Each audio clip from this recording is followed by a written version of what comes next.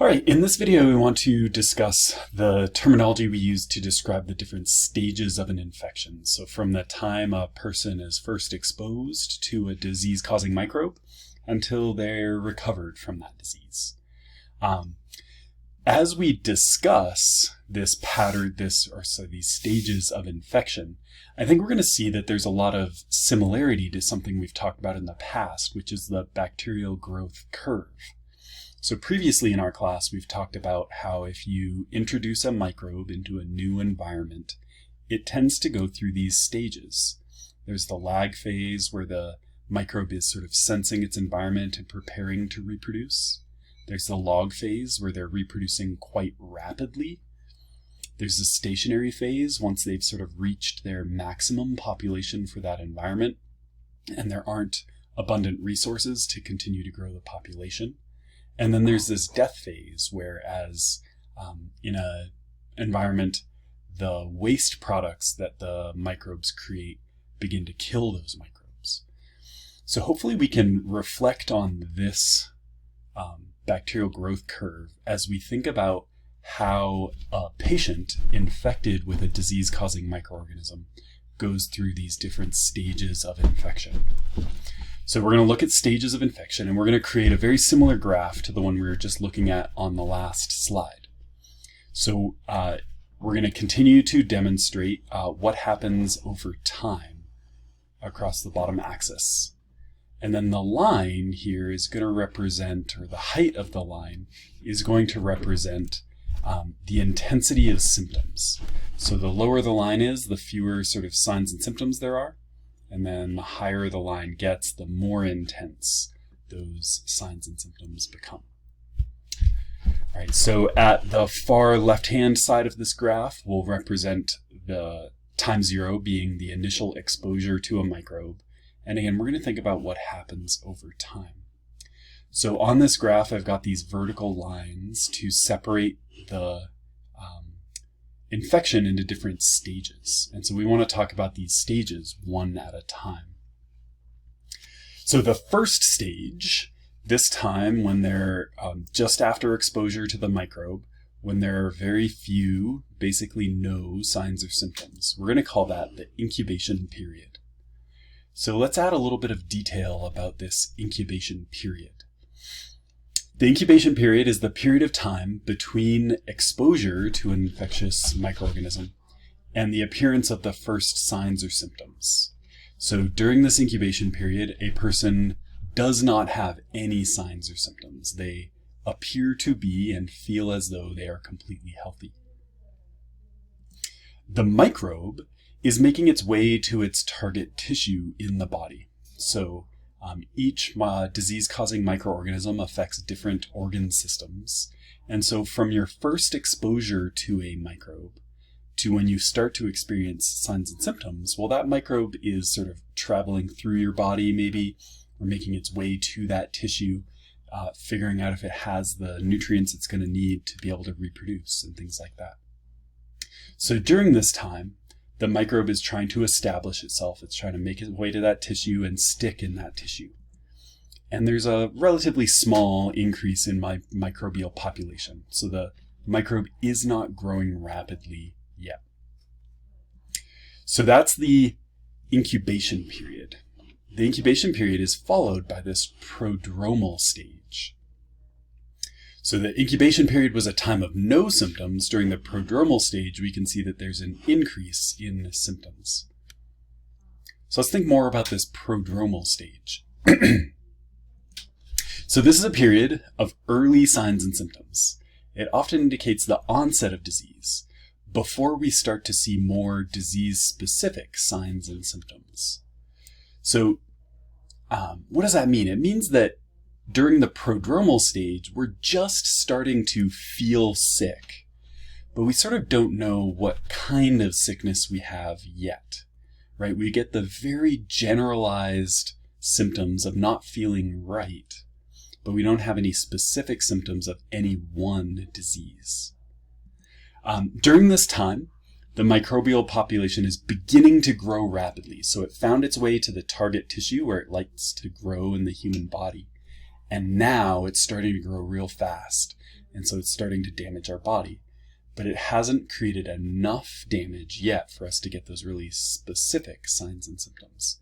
So again, we're getting these generalized signs and symptoms. Again, these are the feelings you have when you're like, ooh, I think I'm getting sick. Things like fatigue, things like malaise, things like a fever, right? These kinds of signs and symptoms are generally associated with almost every illness. And they tend to arise during this prodromal stage. All right, so we've addressed the incubation period, the prodromal stage. Next, we call this period of this time the period of invasion. So these are when the signs and the symptoms get the absolute worst. Here, the period of invasion is really referring to the microbe invading that target tissue. We might also call this the height of infection, again, because this is when we experience the worst of the signs and the symptoms. So let's think about what's going on during this period of invasion. So again, this is a period when the signs and symptoms of the disease are most obvious and severe. Okay, so you're getting the worst signs and symptoms. But furthermore, the signs and symptoms are very specific to the disease. So this is where you have diagnostically relevant signs and symptoms. You could look at a patient and go, oh, you've got this set of signs and symptoms that are definitive evidence of a specific kind of infection. So we'll know better how to treat you. This is a big advantage, or is better than the prodromal stage where we're not really sure what might be making you sick because it's so generalized.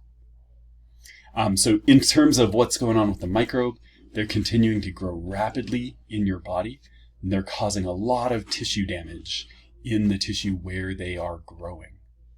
And that's, again, the tissue damage is what is giving us the specific signs and symptoms. So if a specific organ isn't working correctly because the microbe is attacking an organ, we're going to get signs and symptoms related to the loss of function of that one organ. All right, so we've gone through the incubation period, no symptoms, the prodromal stage where we get some very generalized symptoms. Then we've got the period of invasion with the most severe and specific symptoms. And then finally, we get to this convalescent period. And during this time, we can see that the signs and symptoms are reducing. The convalescent period is generally a time where we're getting better, right? So the convalescent period, a period when patients recover and return to health. But I think it's important to recognize that the convalescent period can differ depending on the disease. If a person dies of a disease, they never reach that convalescent period.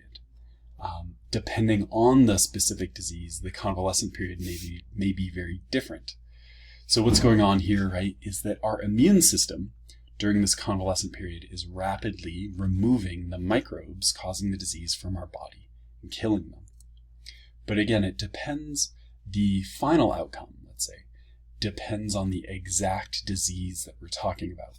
There's a wide swath of possible outcomes during this convalescent period. So for example, during a convalescent period or after the convalescent period, depending on the disease, a person may or may not continue to be contagious. They could continue to pass that disease to other people. Even if they become completely healthy, it's possible to retain some of the microbes and continue to pass those on. Depending on the disease, right, and how badly the disease damages certain tissues, we may have permanent tissue damage, and that could result in long-lasting signs or symptoms associated with the disease. So sometimes at the end of the convalescent period, a person returns back to 100% normal health. But other times, depending on the disease, we might be left with long-lasting signs or symptoms. So again, we can return to this graph and think about these different stages of infection, what's going on for a patient, and what is going on with the microbe causing the disease in the body. The last thing I want to point out before we end is that the amount of time that each of these stages lasts depends on the exact disease. Some diseases have extraordinarily long incubation periods. Some diseases have really short incubation periods. The prodromal stage, same thing. Sometimes that stage can be much longer. Some diseases it's much shorter. The length of the height of infection, the period of invasion, can vary between different diseases.